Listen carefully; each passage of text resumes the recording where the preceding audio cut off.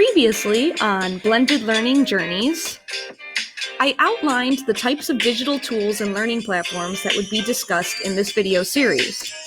The last video was on adaptive learning platforms. This video is going to focus on resources for lesson planning and assignments.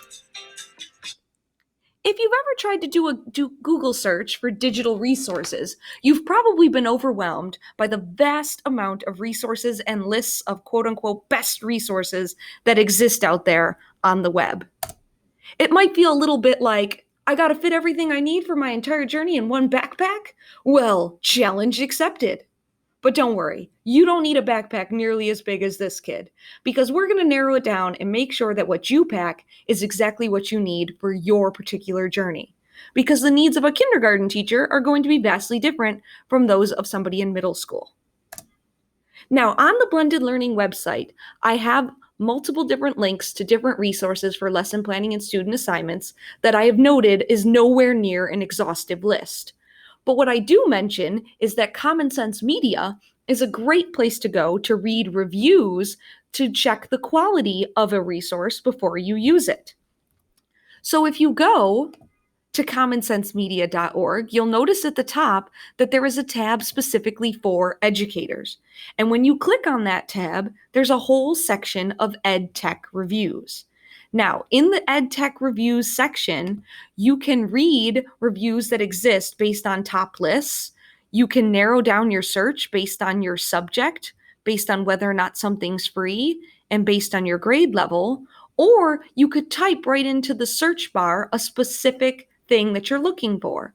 For example, if you searched for Edulastic, it would take you to a page that gives you a look at what Edulastic looks like, its pros, its cons, how can you teach with it, what is it, and is it good for learning? And Common Sense breaks down every single review in this same way.